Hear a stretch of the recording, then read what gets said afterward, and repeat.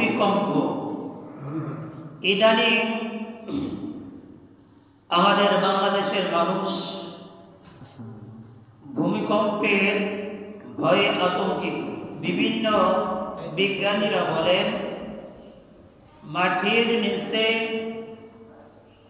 বরফের প্লেট রয়েছে, যখন বরফের দুটি প্লেট একসঙ্গে ধাক্কা লাগে তখন এই ভূমিকম্প সৃষ্টি হয়।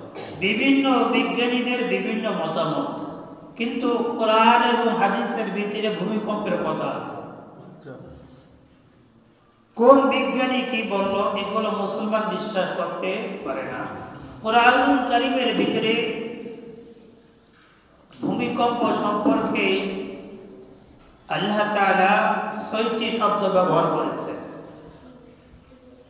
একটি হচ্ছে ইযা যুলজিলাতিল আরদু জিলজালাহা,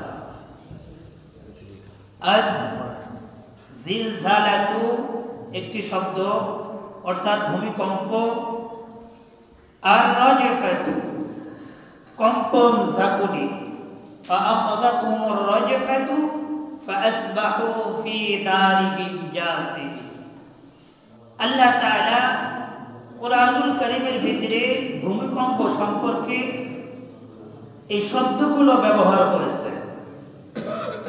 এর দ্বারা প্রমাণিত হয় ভূমিকম্প সম্পর্কে যথেষ্ট আলোচনা কোরআনুল কারীমের ভিতরে রয়েছে। আল্লাহ রাব্বুল আলামিন বলেন এই ভূমিকম্প বিভিন্ন বিপদ আপদ কেন আসে। রব্বুল আলামিন সূরা আন-কাবুতের 40 নম্বর আয়াতে বলেন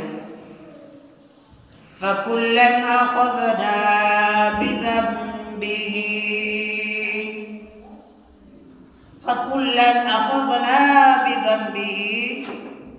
অতঃপর এদের প্রত্যেককে নিজ নিজ গুনাহের কারণে আমি পাকড়াও করেছিলাম, গ্রাস করেছিলাম। فمنهم من أرسلنا عليه حاصبا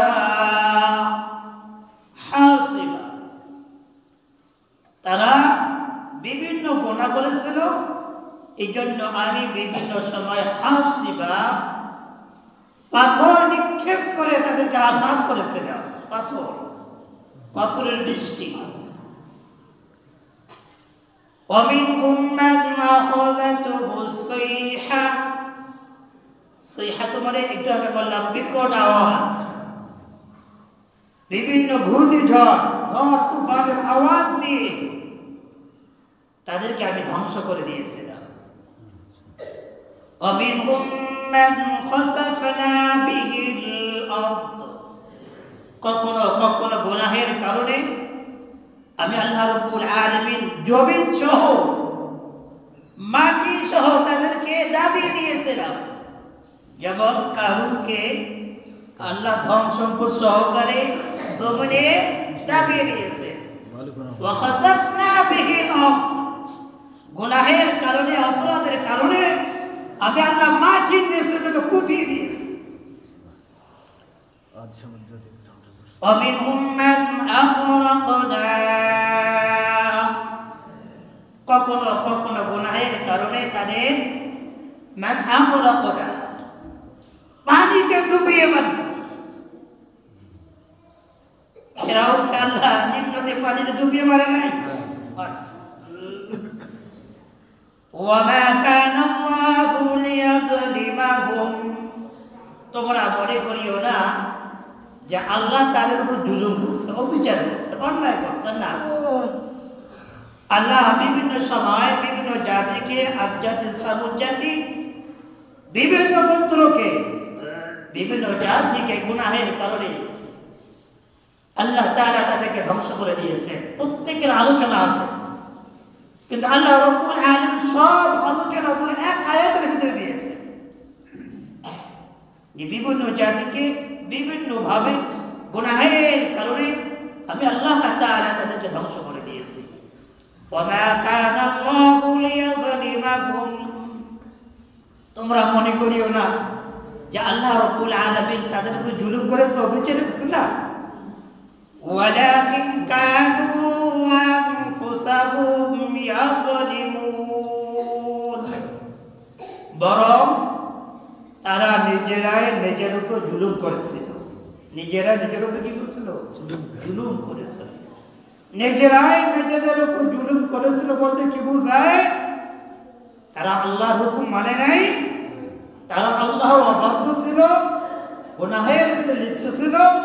সে তো আল্লাহর উপর জুলুম করে নাই, আল্লাহ তাদের উপর জুলুম করে নাই। তারা নিজেরাই নিজেদের ক্ষতি করছে, নিজেরাই নিজেদের।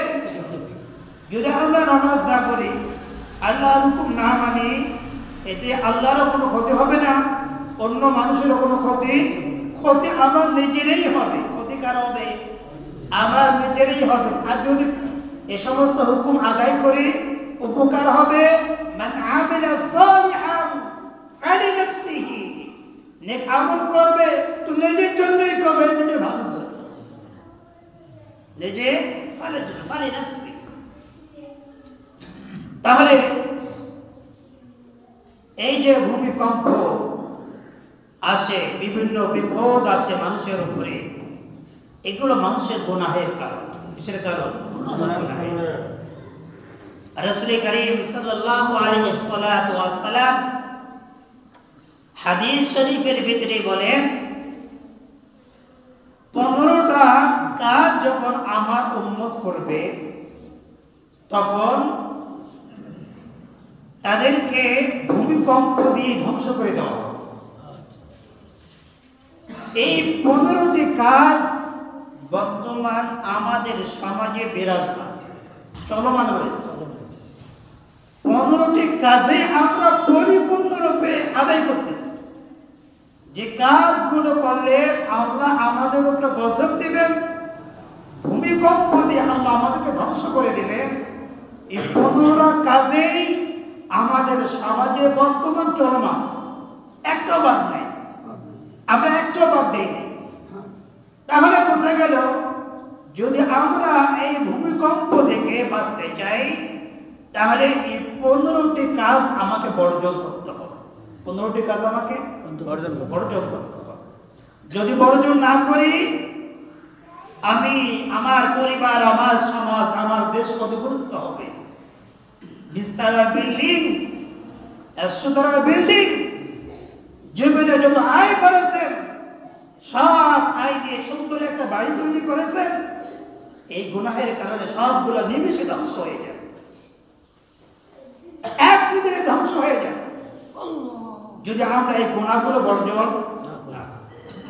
রাসূল করিম সাল্লাল্লাহু আলাইহি ওয়াসাল্লাম বলেন, হাদিসটি হযরত আবু হুরায়রা রাদিয়াল্লাহু তাআলা আনহু থেকে বর্ণিত, عن أبي هريرة رضي الله عنه قال قال رسول الله صلى الله عليه وسلم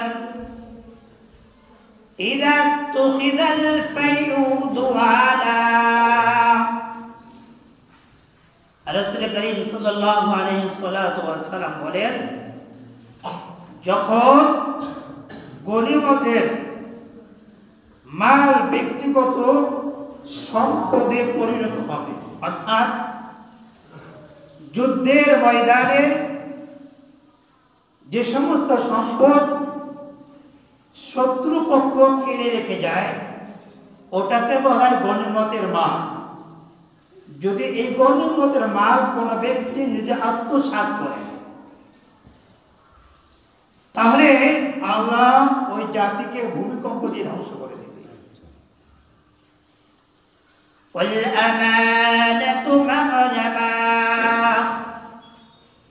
আমানতের মাল লুটের মালে পরিণত হয়, অর্থাৎ আমানতের খেয়ানত।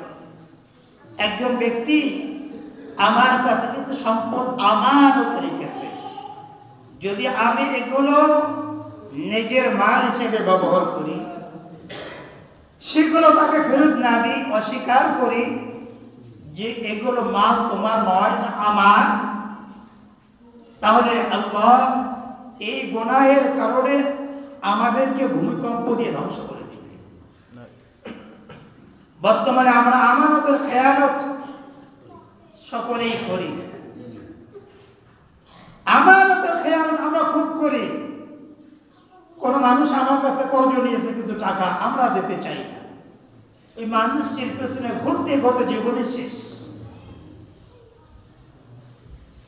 এই যে আপনারা মুসল্লি রয়েছে, আপনারা আমার কাছে আমানত, আপনাদেরকে সঠিক দিক নির্দেশনা দেওয়া, এটা আমানতের হক আদায় করা। এটা এই হক আদায় না করলে আমানতের খেয়ানত হবে। এই মসজিদ আপনাদের কাছে আমানত, যদি আপনারা এই মসজিদকে সংরক্ষণ না করেন, মসজিদের দেখাশোনা না করেন, তাহলে এই মসজিদের আমানতের খেয়ানত করা হবে। আমানতের খেয়ানত করা হবে। যারা মসজিদ কমিটি রয়েছে, কর্তৃপক্ষ রয়েছে, যদি মসজিদের একটি টাকা এদিক সেদিক করে সম্পদের হিসাব সঠিকভাবে মুসল্লিদেরকে না দেয়, তাহলে এটা কর্তৃপক্ষ আমানতের খেয়ানত করবে। আমানতের খেয়ানত যথেষ্ট পরিমাণে হয়। অনেক মসজিদের কমিটি সঠিকভাবে হিসাব দিতে চায় না এবং মসজিদের সম্পদ নিজের ব্যক্তিগত মনে করে খরচ করে। তবে এরপরে রাসূল করিম সাল্লাল্লাহু আলাইহি ওয়াসাল্লাম বলেন, ওয়াযাকাতু মাগরামা, যাকাতকে জরিমানা মনে করা। কি করা? জরিমানা মনে করা। অর্থাৎ আপনার ওটা যাকাত ফরজ হয়েছে, যদি আমি আপনাকে যাকাতের কথা বলি, ভাই যাকাত দেন, আপনি মনে করেন এটা তো আমাদের জরিমানা, এটা আমার উপর টুলু, আপনি দিতেই চান না। আপনি কি চান না? দিতেই চান। যাকাত একটি হচ্ছে বাৎসরিক যাকাত, আর একটি ওসর ফসলের যাকাত। ফসলের যাকাত, যেই ফসল উৎপাদন করতে খরচ বেশি, সেই ফসল কাটার সময়, বাড়িতে তোলার সময় 20 ভাগের 1 ভাগ দিতে হবে। যেই ফসল উৎপাদন করতে খরচ কম, ওই ফসলের 10 ভাগের 1 ভাগ দিতে হবে। এটা কাকে দিবেন? গরিব মিসকিনদেরকে দিয়ে দেবেন, যাদের জন্য যাকাত এবং ফিতরার টাকা খাওয়া জায়েজ, তাদের জন্য ওসর খাওয়াও জায়েজ। এটা হচ্ছে ওসর। এটা কি ওসর? এটা কার হক? আমি সেই দিকে আসতেছি। এটা গরিব এবং মিসকিনের হক, এটা মসজিদের হক নয়। তবে আমরা প্রাচীন কাল থেকে আমাদের মসজিদগুলো বিভিন্ন ফসল যখন আমরা ঘরে তুলি, কিছু অংশ আমরা মসজিদে দেই এবং মাসিক চাঁদা আমরা আদায় করি বা দিয়ে থাকি। এগুলো দিয়ে আমাদের মসজিদ এবং মাদ্রাসাগুলো চলে। সেই হিসেবে ওষুধ তো আমরা হিসাব করে দেই, কিন্তু মসজিদে আমরা দেই এটা হিসাব ছাড়া। এটা কি? হিসাব ছাড়া। হিসাব ছাড়া দেই। এটা অতিরিক্ত দান, এটা একটা সাধারণ দান। ওষুধ তো ফরজ, আর সাধারণ দান কি নয়? ফরজও নয়, ওয়াজিবও নয়। এই জন্য আমরা ওষুধের জায়গায় দেব। যারা ওষুধ খাওয়ার উপযোগ্য তাদেরকেই দেব। আর যারা আমরা মসজিদে দান করবো, এটা সাধারণ দান। এটা কি? সাধারণ দান। তাহলে আমরা যাকাত বলেন আর ওসর বলেন আর সাধারণ দান বলেন, আমরা সবগুলোকেই জরিমানা মনে করি। কি মনে করি? জরিমানা।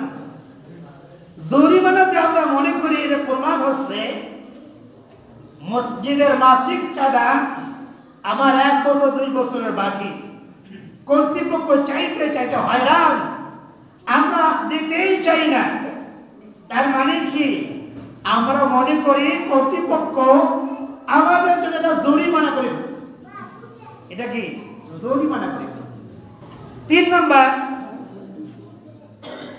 রাসূল করিম সাল্লাল্লাহু আলাইহি ওয়াসাল্লাম বলেন, وتعلم بغير الدين وتعلم بغير الدين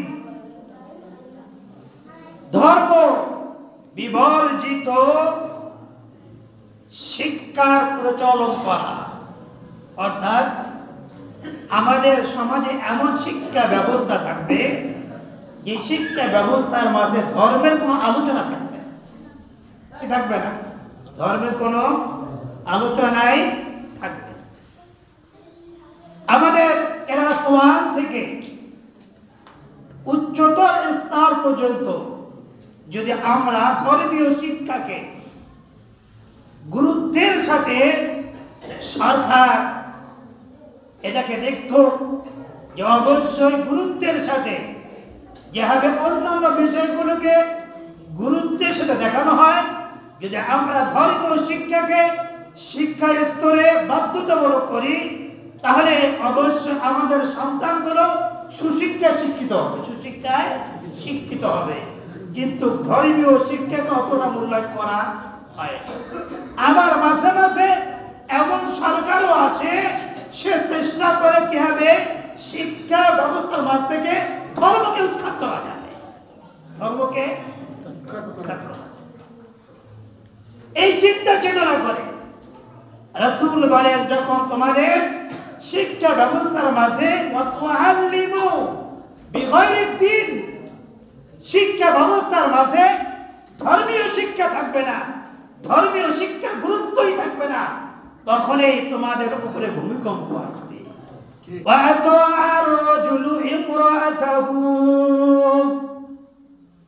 যখন পুরুষগুলো স্ত্রীর গোলাম হয়ে যাবে, পুরুষগুলো কি হয়ে যাবে?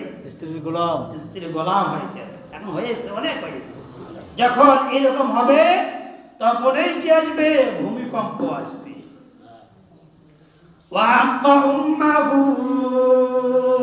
এবং মানুষ পিতা মাতার আনুগত্য করবে না, পিতা মায়ের আনুগত্য করবে না, মাকে দূরে ঠেলে দেবে, স্ত্রীকে কাছে টেনে নেবে।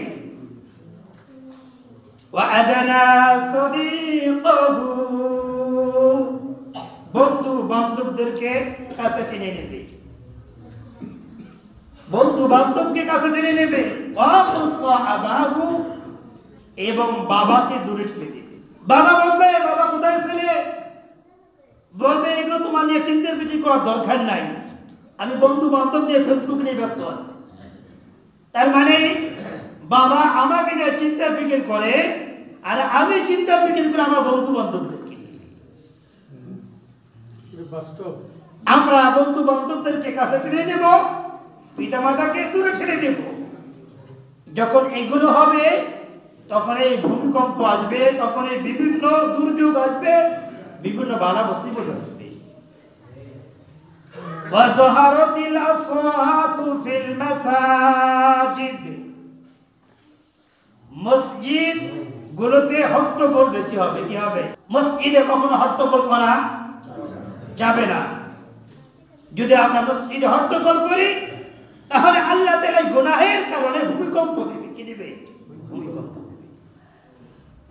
ওয়াসাদাল কবিলাতা ফাসিকুন, যারা পাপাসার ব্যক্তি এরাই হবে আমাদের সমাজের নেতা। কি হবে? সমাজের নেতা। বর্তমান তাই হয়েছে। আমাদের এমপি মন্ত্রী যারা সবচেয়ে বড় জিনাখোর, সুদখোর, ঘুষখোর, এদের চরিত্র যখন ফাঁস হয়ে যায়, এরা যে আমাদের নেতা, এটা স্বীকার করতে আমাদের লজ্জা লাগে। এই জন্য যখন আমাদের সমাজের দেশে নেতাগুলো হবে পাপাচারী, তখন আল্লাহ তাআলা ভূমিকম্প দেবে। এমপি মন্ত্রী আমাদের সমাজের নেতাগুলো আমরা ওভাবেই নির্বাচিত করব যে নেতা সবচেয়ে ভালো, যার চরিত্র ভালো, যে নামাজি, যে নেককার, যে পরহেজগার, যার ভিতরে আমানতদারি আছে, তাদেরকে আমরা এমপি মন্ত্রী বানাবো। এরপরে রাসূল করিম সাল্লাল্লাহু আলাইহি ওয়াসাল্লাম বলেন, ওয়া কানা যাঈমুল কওমি আরযালাহুম, নিকৃষ্ট লোক সমাজের কর্ণধার হবে। এই জন্যই যারা সমাজের কর্ণধার হবে ওনাদেরকে ভালো হতে হবে, যে ওনারা নিকৃষ্ট হয়, এই নিকৃষ্ট হওয়ার কারণে আল্লাহ ভূমিকম্প দিবে। ওয়াকরিমার রাজুলু মাখাফাতা শারহি, কোন মানুষের অনিষ্ট থেকে, কোন মানুষের খারাপি থেকে বাঁচার জন্য তাকে সম্মান করা হবে। কি করা হবে? সম্মান। বর্তমান সমাজে তাই করা হয়।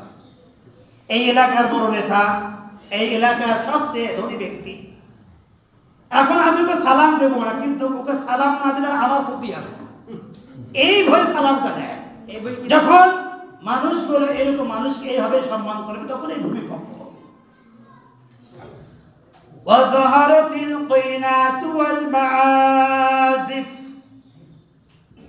যখন গান বাজনা, নায়িকা, নর্তকী এগুলো ব্যাপকভাবে ছড়িয়ে যাবে, তখন এই ভূমিকম্প হবে। বর্তমানে এটা ব্যাপক হারে ছড়িয়ে গেছে। আমাদের যাদের কাছে স্মার্টফোন আছে সকলের কাছে একটা সিনেমা হল আছে। কি আছে? Cinema hall. একটা স্মার্টফোন মানে একটা সিনেমা হল। একটা স্মার্টফোন মানে একটা ইসলামিক লাইব্রেরি। এটা কি ইসলামিক লাইব্রেরি? একটা স্মার্টফোন, একটা সিনেমা হল অন্যদিকে, আর অন্যদিকে একটা ইসলামের লাইব্রেরি। একদিকে ভালো দিক আছে, একদিকে কি আছে? খারাপ দিকও আছে। কিন্তু আমরা খারাপ দিক থেকেই গ্রহণ করছি, আমরা খারাপ দিকটাই নিয়ে আসি। গান বাজনা এগুলোই নিয়ে আমরা সকলেই পড়ে আসি। যদি যখন এগুলো বেশি হবে তখনই কি হবে? ভূমিকম্প হবে। অশুরিবাতিল খুমুর, যখন মানুষ বেশি বেশি মদ খাবে, গাঁজা খাবে, ফেন্সিডিল খাবে, তখনই আল্লাহ ভূমিকম্প দেবে। ওয়ালাআনা আখিরু হাযিহিল উম্মতি আউওয়ালাহা,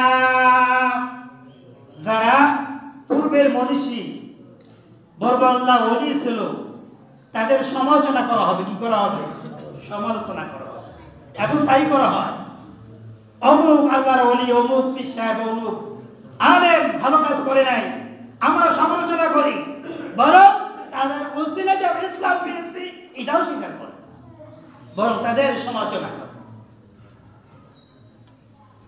فَلْيَرْتَقِبُوا عِنْدَ ذَلِكَ رِيحًا حَمْرًا وَزَلْزَلَةً وَخَسْفًا وَمَسْخًا وَقَذَفًا وَآيَةٍ كَنِصَابٍ بَالٍ قُطِعَ سِلْكُهُ فَتَتَابِعَ, যখন এই 15টা কাজ মানুষ করবে, অপরাধ মানুষ করবে, তখন আল্লাহ তাআলা কখনো আগুনের দিয়ে ধ্বংস করে দেবে, কখনো ভূমিকম্প দিয়ে ধ্বংস করে দেবে, কখনো ঝড় বৃষ্টি দিয়ে, বিভিন্ন গজব দিয়ে আল্লাহ আমাদেরকে ধ্বংস করে দেবে। মাটিতে এবং পানিতে যতগুলো বিপদ আসে, বিপর্যয় আসে, ভূমিকম্প আসে, সবগুলো আইদিন নাস, মানুষের দু হাতে কামায়। লিউযিকুহুম বা'দাল্লাযী আমিলু, এই যে খারাপ কাজগুলো করলো, এই জন্য আমি মাঝে মাঝে তাদেরকে সাথ গ্রহণ করাই গজবের আযাবে। কেন দেই জানো? মাঝে মাঝে ভূমিকম্প দেই, বিভিন্ন গজব দেই, এই জন্যই দেই লাআল্লাহুম ইয়ারজিউন, যাতে করে তারা আমার পথে ফিরে আসে, আমার পথে ফিরে আসে। বাংলাদেশ আল্লাহ তাআলা আমাদের সবাইকে এই 15টি কাজ বর্জন করা তৌফিক দান, ওয়া মা তৌফিক ইল্লা বিল্লাহ।